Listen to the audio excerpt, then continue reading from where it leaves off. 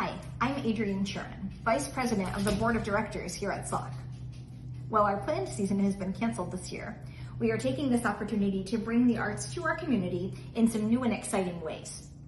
We'll be having ticketed virtual events in place of our in-person shows this year.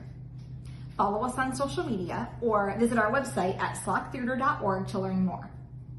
We'll also be bringing you free digital content featuring some of your favorite SLOC talents and new and different art forms, interviews, and information that isn't always possible to produce. We look forward to staying connected with you this year. We ask you to consider clicking on the donate link in this post and supporting our efforts with a tax-deductible gift. We count on our ticket sales to allow us to continue operating. And without that revenue this year, we need your generosity to help us continue to thrive. No amount is too small, and every dollar you donate will help us get through until we can open our doors in person again. Whether you have been in our theater before or are seeing us now for the first time, we thank you for being part of our SLOC family. We now present Heather Liz Copps as she shares with us some Broadway baking.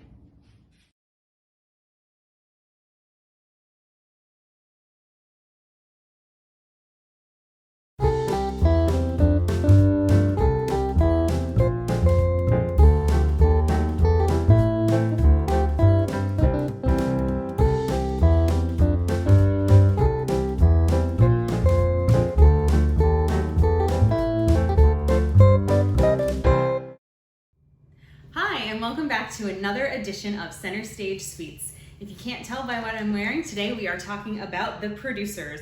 It's one of my favorite shows. I had the chance to do it a couple years ago and play what to me was truly like a fantasy role of playing Ula. Never thought I'd do this show, but it is one of my favorites and I'm so excited to share my inspiration for today's treat with you. So for those of you who don't know the show, it's hilarious, highly recommend it. It's about two guys, the producers, Max Bialystock, who is a seasoned but not doing so well Broadway producer, and Leo Bloom, who is an accountant. They meet one day when Leo is doing Max's books, and Leo discovers this theory that maybe you can make more money from producing a Broadway flop than a hit if you go in intending for it to flop. So they get together, they pick out the worst musical with the worst director, and spoiler alert, it ends up being a hit and they get in trouble and go to jail, but it's hilarious along the way. There's tap dancing Nazis. There's the best part though, which is what inspired today's creation, the little old ladies who are Max's backers for everything. He seduces these little old ladies to get all the money to do his shows, and so that's what brought me to today's treat. I started thinking about the little old ladies in my life and the things that they love, which usually ended up being two things, chocolate and softer foods. So today we are making chocolate cheesecake bites. So let's get started. To start with, we need 6 ounces of bittersweet chocolate. I like about 60% cocoa, and so we're gonna break it up into little pieces, and they're gonna go on a double boiler. So for those of you that haven't worked with a double boiler before, basically you're just gonna take some hot water in a saucepan, fill it about halfway up, put it on medium heat, and then put a bowl that is gonna take heat well, so like a metal bowl like this. You have glass bowls, they'll probably work as well, and you're just gonna sit it on top of the other bowl and let the water just boil underneath it. Keep stirring the chocolate every once in a while and it'll just melt, it'll be delightful. So I'm just gonna pop this on our boiler. All right, while that melts, we're gonna make the cheesecake portion of our dish. We're gonna start with 8 ounces of room temperature cream cheese. Super important that you keep it room temperature. It's gonna make it a lot easier to mix and incorporate.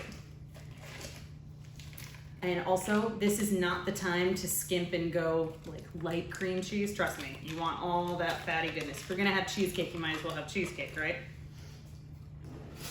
All right, and to that, we're also going to add a half a cup of non-fat plain Greek yogurt. Some people like to use sour cream. I'm not the biggest sour cream person, but I love the tang that the Greek yogurt gives this cheesecake, so I highly recommend going with the Greek yogurt. And then we have a half a cup of sugar. I'm gonna pop that in there. And then we are gonna mix it all up. Use your mixer on about medium speed for a couple minutes, just until it gets nice and smooth.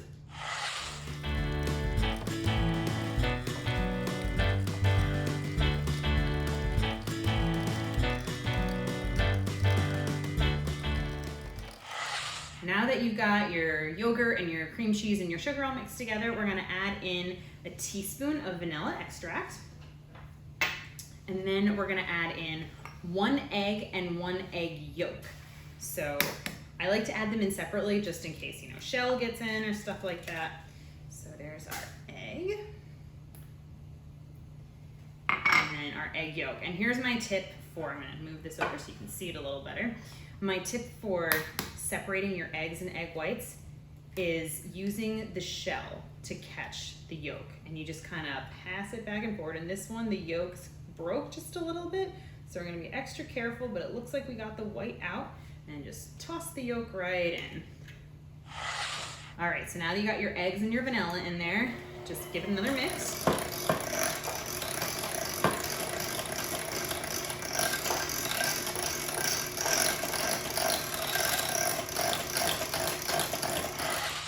Now that the vanilla and the eggs are fully incorporated, we're gonna add 1/2 teaspoon of kosher salt, and then we're gonna add a tablespoon of all-purpose flour, and we're gonna sift it in.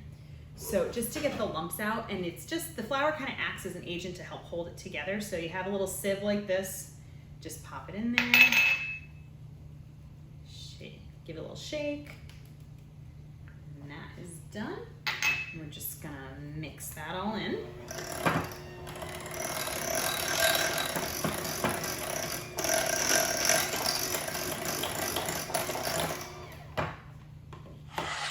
Now that the cheesecake component of it is all put together, I'm gonna check on that chocolate because it should be melted by now. So you wanna make sure you get that chocolate nice and melty. It does take a little bit of time, but be patient with it because you don't wanna make it too hot, otherwise you might scorch the chocolate.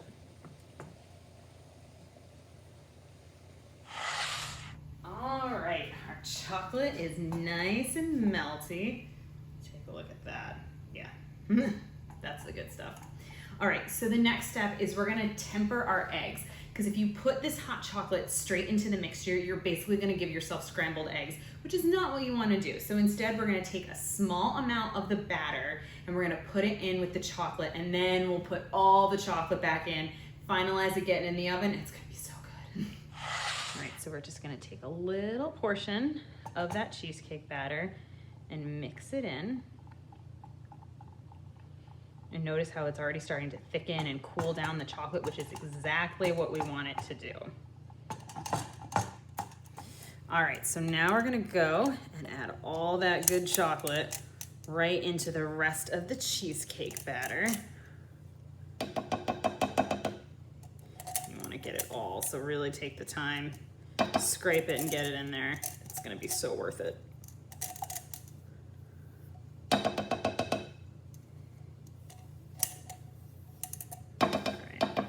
If you're having an issue getting it off your spatula, I always like to use the sides of my beaters because it's just gonna get incorporated in there anyway.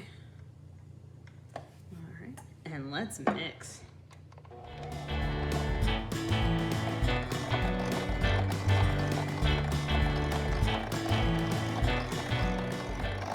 And so at this point, you're gonna wanna make sure that you scrape down the sides of your bowl a little bit, just because as you can see with my clear one, there's some of the cheesecake that isn't quite mixed in with the chocolate, and because of the shape of the bowl that I'm working with, sometimes the corners at the bottom don't always get incorporated perfectly. So definitely wanna take a spatula, get in, just kinda help to mix it in a little bit. And then we're gonna run the beaters through it one more time. And then we'll be ready to put it into our cupcake tins and put it in the oven.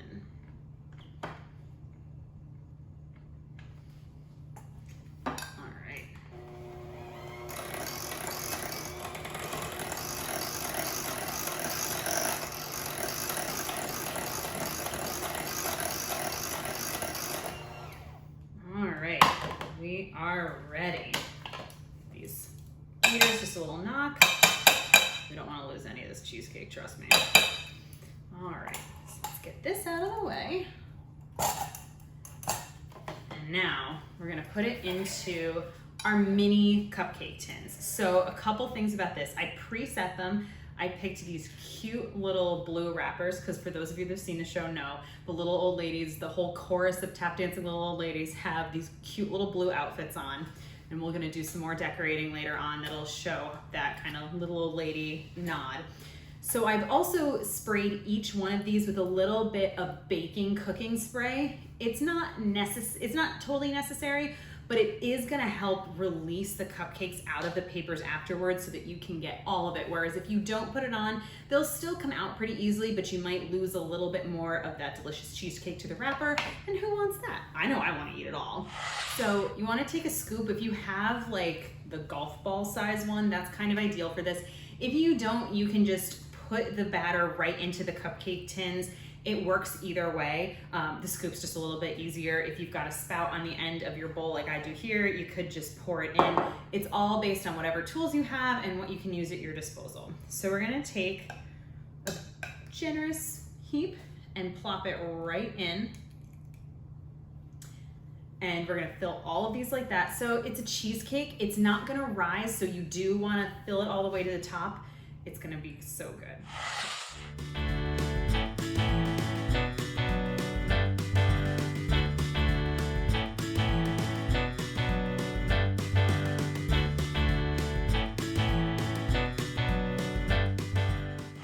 Your last couple, you might find a few that are a little underserved versus overserved. Like for example, you see I'm kind of out of batter here, but some of these guys are a little hefty. So we're gonna steal some of their batter to make that last one, which is totally fine because then we're gonna smooth out the tops of them anyways, and it's gonna look great. So like this guy had a lot of extra.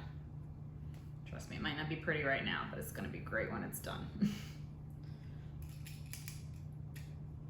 So all of our pans are now, our tins are now filled. And you want to give them a little slam down. It'll help get everything down, and if there are any air bubbles, it'll help release them too.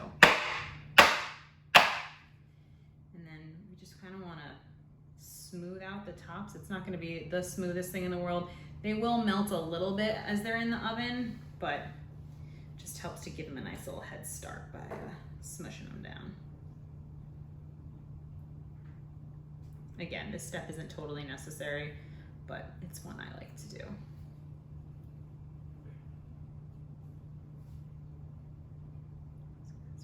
Good.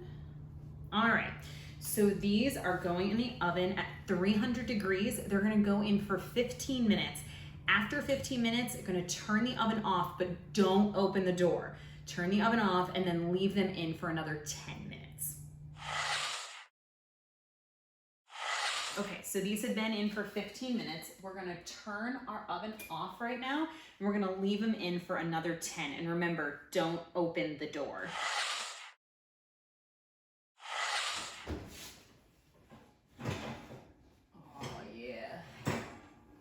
Take a look at those. So we're gonna pop them in the refrigerator. You want them to chill for an hour to 2 hours at least, potentially overnight, but we don't wanna decorate them until they're chilled.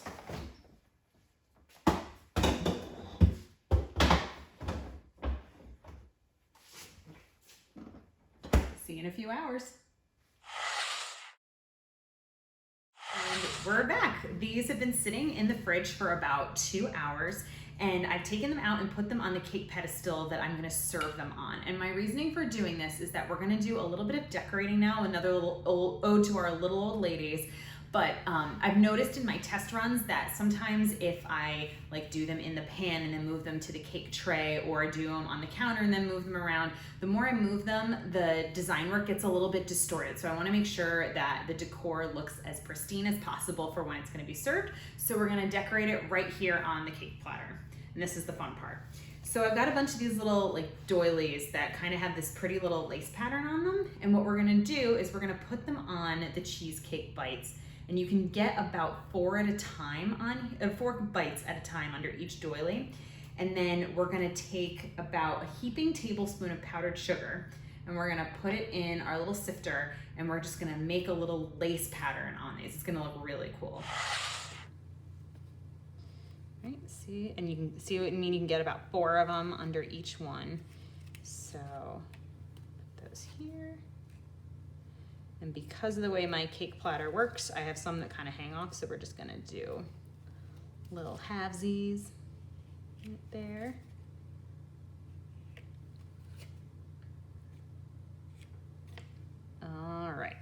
So now I'm gonna take our powdered sugar, put it into our sieve, and we're just gonna make it snow.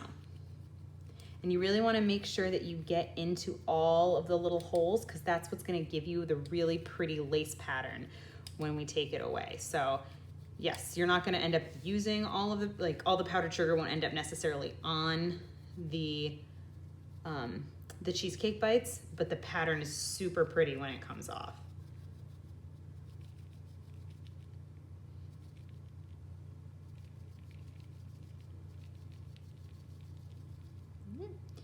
Since we have some powdered sugar to spare, I'm just gonna go back and hit some of these again just to make sure we get all those little crevices.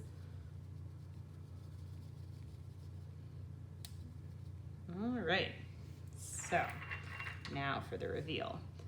You take them off. See that pretty little lace pattern that you get in there? And you can see it is very delicate, so that's why we did it on the platter. Oh, look at that. That is gorgeous, if I do say so myself.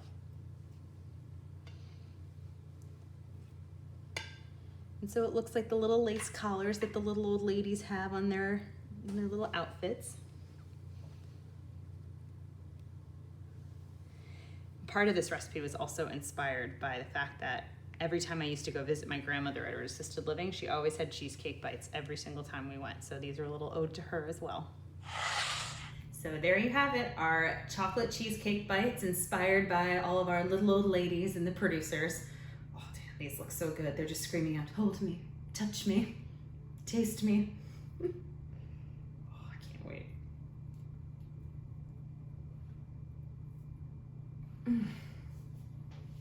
It's like a mousse, it's so good. If you enjoy this video and enjoy our recipes, make sure that you subscribe to our YouTube channel and visit us at centerstagesweets.com and follow us on Instagram. We'll see you next time.